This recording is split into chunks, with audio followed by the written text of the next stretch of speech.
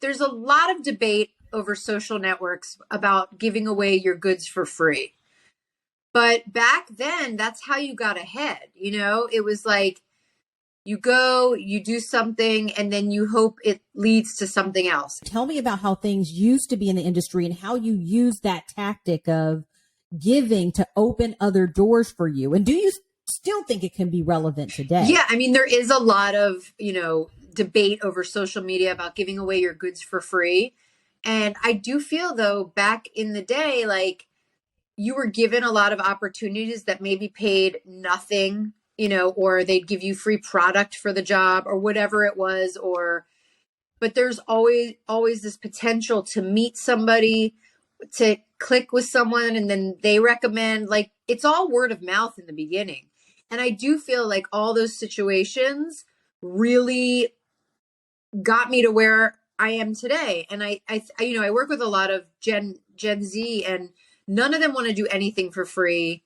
I mean, you can't even get an intern now. Like, you have to pay interns in the state of California. I know, back in the days, you'd be like, I'll do it for free. And it is so different now. You're right. Everybody thinks that they have to be paid to do anything, even when they don't have any experience.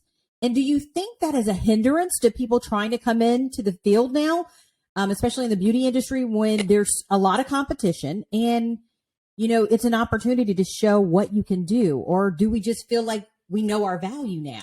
Yeah, I know. I don't know. Like, I'm impressed when I find people that want to go the extra mile and have initiative and feel like hard work is still going to be, recognized. And I think there's like, I don't know, it's a fine line between laziness and knowing your worth. It's a fine line. Ooh. There is that fine line. You said, how do you determine, when you should maybe give your services or to get your foot in the door versus saying, hey, I know my value at this point and I don't want to give it away for free? Because as you mentioned, back in the day, many of us, I interned and didn't get paid. I know that's changed now. I mean, I interned for a whole summer at a television station, had to pay my own room, had to get a car to get there, made no money, but it led to my first television job. So that's how we used to do it. So what are your thoughts on that? That's right. I did the same thing. I was trying to get in film and television too. That's what I thought I wanted to do. And I did the same exact thing you did. So what I think, if it sings to you, if it's something that speaks to you and you're like, even let's say you want to be a dental hygienist, whatever it is that you want to do, if you get an opportunity to actually be in the arena, I say give it away. Not every time, but like if you can get in certain places by being a student, so to speak, it will pay off.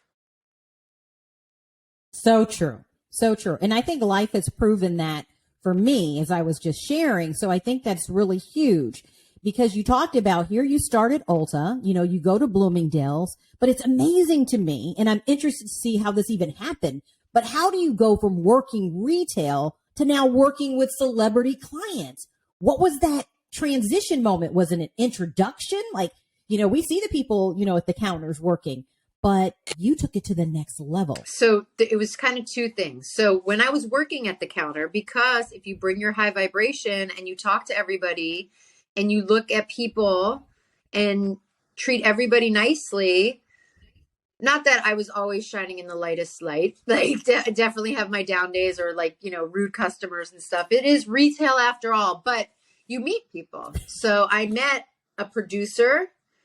He was like, do you want to do reality television? I was like, I met somebody that taught at a beauty school. So I had these side gigs where I would go teach at this beauty school in Chino Hills. And, I was kind of faking it till I made it, and then I got on this reality show. I literally was like, I'm done. I made it. I have reached the peak of my career. So cool. It was called Nanny 911. And I did the nannies, and it was like, we traveled, I was like young, and it was so much fun. Oh my God. That sounds amazing. And I was like, I'm done. And then I wanted to pick up more freelance hours, and Dior only gave me like 20 hours a week. So my husband was looking at Craigslist, and there was an ad that said they were looking for a part-time salesperson for this beauty line. He's like, this is great. You should go interview. And when I went to interview, it was with Jillian Dempsey, who's a celebrity makeup artist. And when I walked in for the interview, I saw all these pictures of celebrities, and I thought to myself, I never even thought about it. Never even thought about it. Whoa. And I was like, this is cool. Like, what a fun genre to be in, you know?